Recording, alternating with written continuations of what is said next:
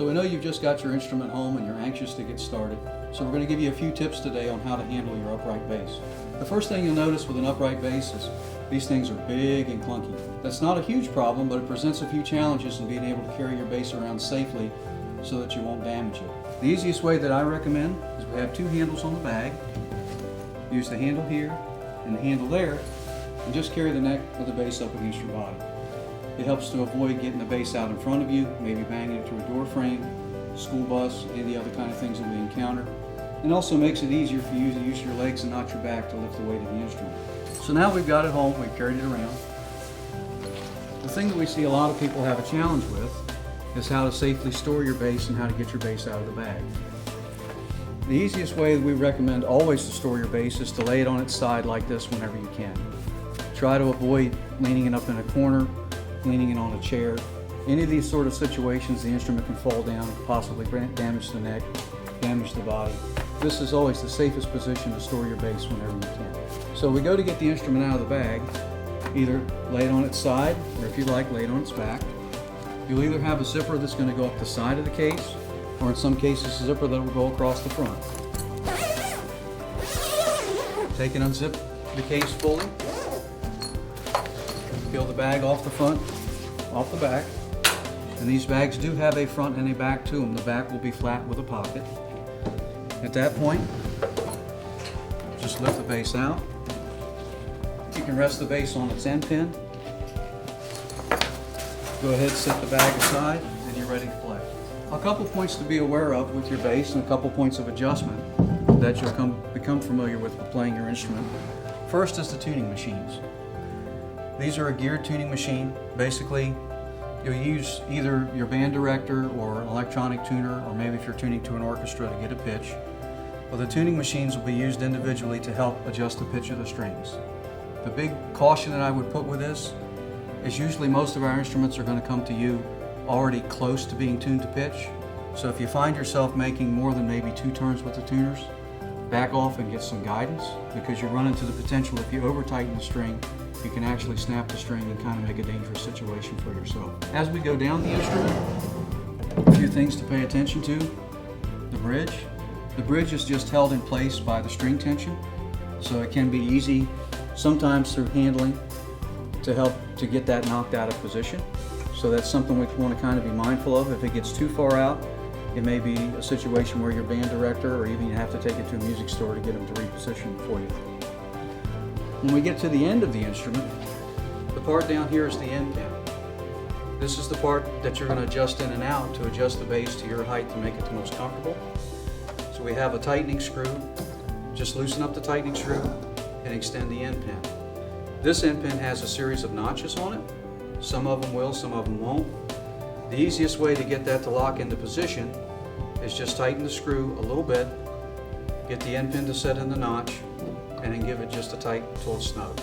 You don't need to over tighten it. You can risk breaking these off sometimes, and that's going to mean another trip to the repair shop. But easily, that's pretty much what we want to do with the end pin. So the next part of our outfit that's going to be included with your bass is the bow. The bow will be stored in the pocket on the outside of the bag.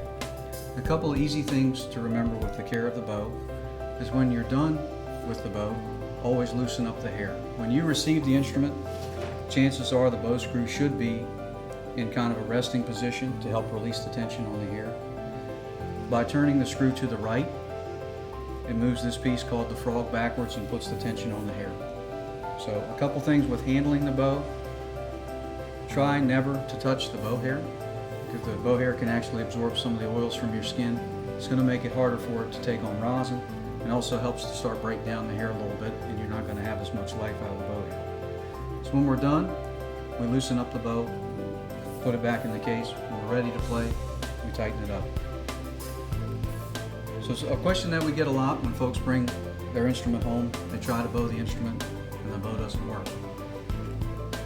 Here's the solution. So in the pocket on your case, you probably have a little cake of rosin that looks like this. If it's a new cake of rosin, it's going to be shiny on the top. So what we need to do to get started, I've got just a normal piece of sandpaper here. If you don't have sandpaper, you can use a nail file or anything like that. I wouldn't use a knife because you can run the risk of cutting yourself. It can be kind of dangerous. But what we want to do is just take the shiny surface of this rosin and just scuff it up so we can get the beginning of some powder going. Because rosin's made from a tree product. It's crystallized. Once we start to scuff it up, we get the powder. Once we've got some powder started on the cake of rosin, we're just going to take and rosin the bow from end to end. Try to get it evenly throughout the entire playing area. And just enough to get a good cake of rosin and a good spread on the strings. The rosin helps to add a little bit of grip so that the bow hair can actually grab the string, and that's what produces the tone. When you're done with your bow, again, I can't reiterate this enough, be sure to loosen up the bow screw and also maybe give it a little tap, so if you've got some excess rosin built up, it helps to keep that from getting in your case, potentially getting all over your instrument and reducing the life of the bow hair. So we've covered a few key points with your instrument in terms of adjusting it and playing it. We've showed you how to get it in and out of the bag, how to handle it safely, how to handle the bow. The third point we'd like to touch on is some safe care and handling for your instrument in its environment. A couple things you definitely want to try to avoid are subjecting your instrument to any kind of temperature extremes. So for instance, don't leave it locked up in a hot car in the summer, or to the inverse, leave it in a cold car in the winter. The extreme temperature changes can cause cracks, can cause the adhesives to fail. The instrument can come apart, can do some pretty severe damage. The other point we'd like to mention is humidity.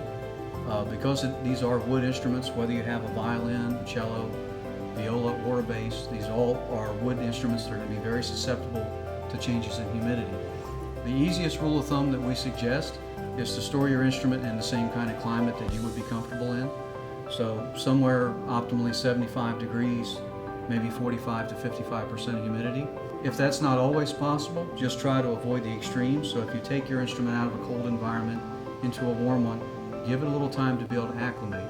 These things are going to help all the properties within the wood of your instrument work a little better and help to avoid a lot of damage. So we hope you've got some useful tips for how to handle your instrument and how to care for your instrument now. If you follow these tips, you're going to have a good experience. Now you're ready to play. So have fun.